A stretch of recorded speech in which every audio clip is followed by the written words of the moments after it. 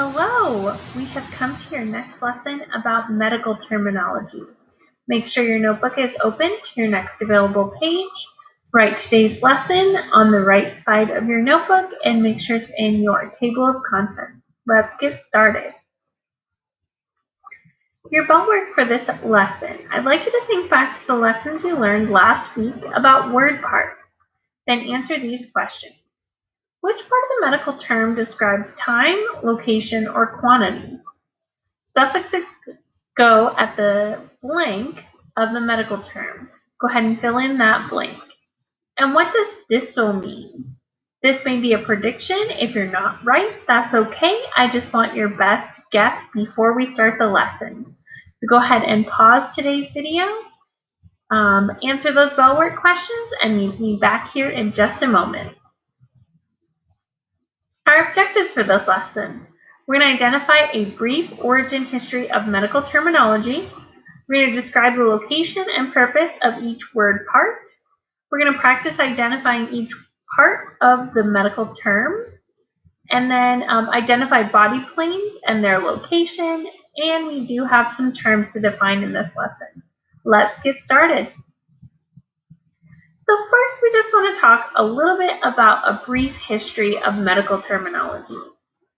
Most of what we know about medical terminology says that many of the origins happened during the Renaissance and when anatomical studies or anatomy studies really started to take off. The two kind of fathers of medical terminology that we can attribute it to is Claudius Callen and Hippocrates. The origins of medical terminology. So where do we get these words from? They may seem foreign to you or not, part of your regular language for now. And that may be because they come from Greek, Latin, Arabic, and some English words. So as you start to learn some of this terminology and start to incorporate it into your regular language, keep in mind where it comes from. So we learned last week about word parts, but I just want to reiterate what these are and where you can find them. So prefixes are found at the beginning of the term. If you can remember that pre means before, and it usually refers to where, when, or how much. So where, like which part, or which section. When did it happen, or when did it occur, morning, noon, or night, and the quantity, so how much was it, more than average, less than average. Those are all reasons to use a prefix. Suffixes are found at the end of the term, and they typically tell us what is happening to the root word. So the root word is the core of the medical term, and it usually tells us what system or body part. So is it the endocrine system? Is it the cardiovascular system? Is it the nervous system? Or is it is it talking about the foot or the mouth or the ear? Whatever it might be referring to, you'll find that in the root word. So as you start to learn common prefixes, suffixes, and root words, the more you study them, the more you'll be able to identify what the word, break down that word to find out what it is saying.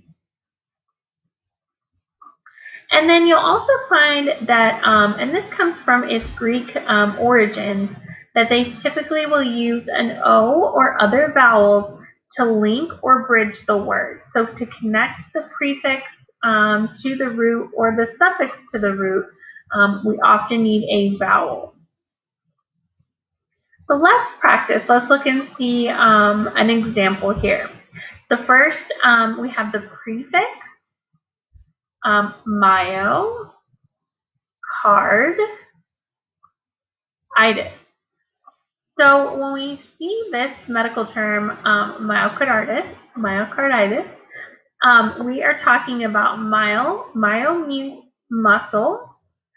Card usually refers to the heart.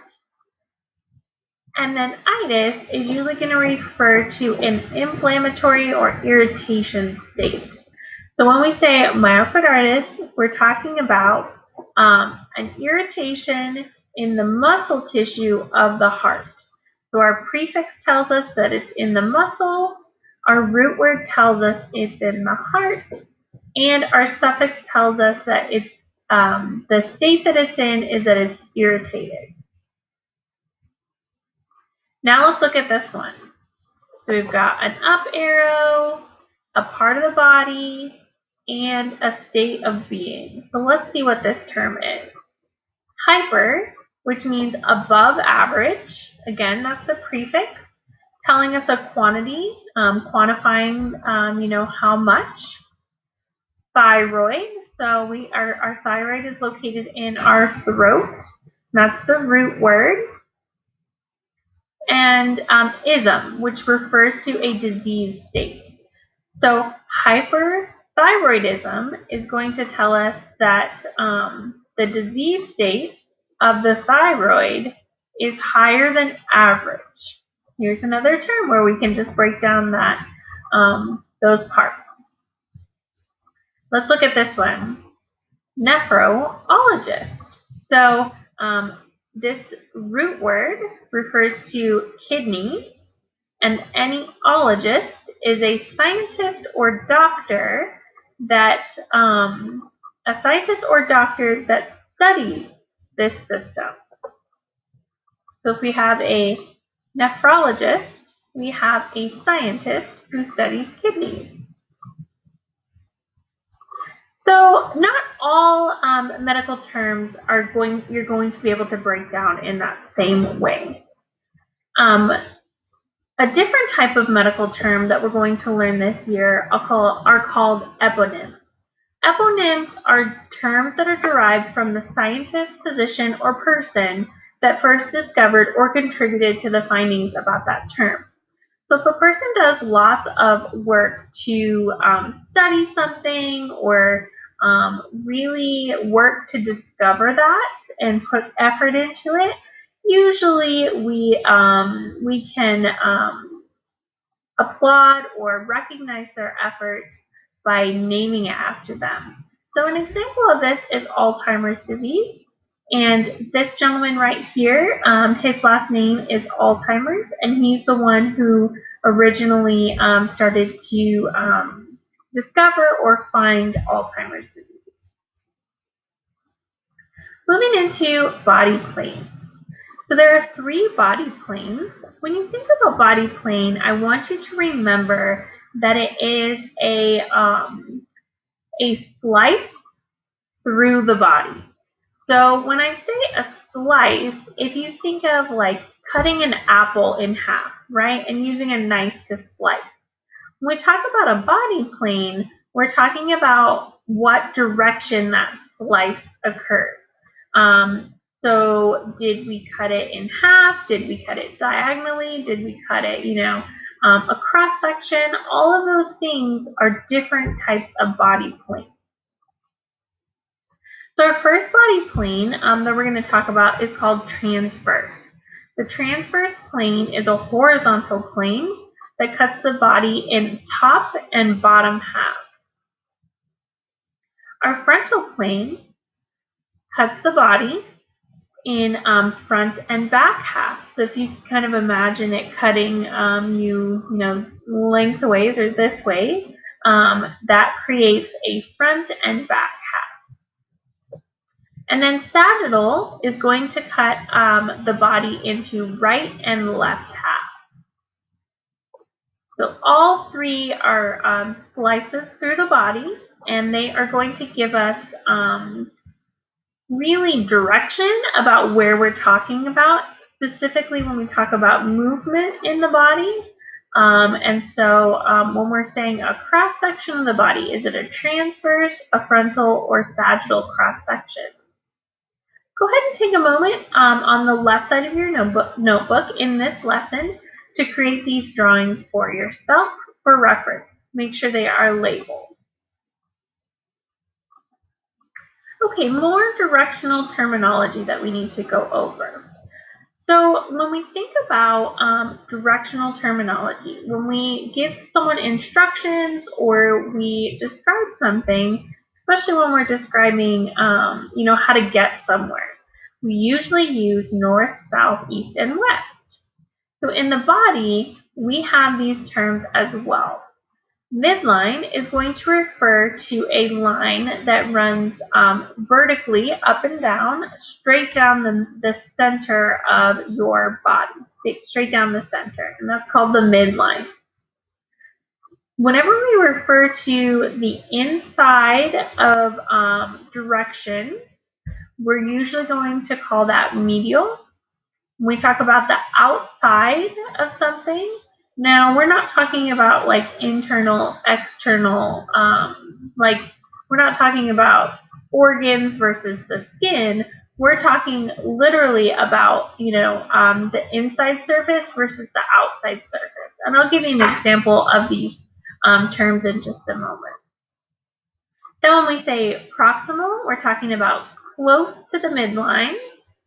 Distal, we're talking about away from the midline. How I like to remember distal is if you think of like distance, if something is a far away distance, then it's going to be away. So when we talk about the hand, right, in anatomical positioning, our thumb is going to be lateral, our pinky is going to be medial, our fingertips are going to be distal, and our wrist is going to be proximal. So if you can remember that north, south, east, and west is similar to our directional terms, that will help you. Go ahead and take a moment to draw a picture of this on the left side of your notebook. Give you some reference about where things are located. We will be referring back to these terms often this year. Okay, let's practice some of these terms as well. Okay, looking at our friend Mr. Skeleton here, let's talk about, the lateral part of your foot. Lateral part of your foot is going to be the outside.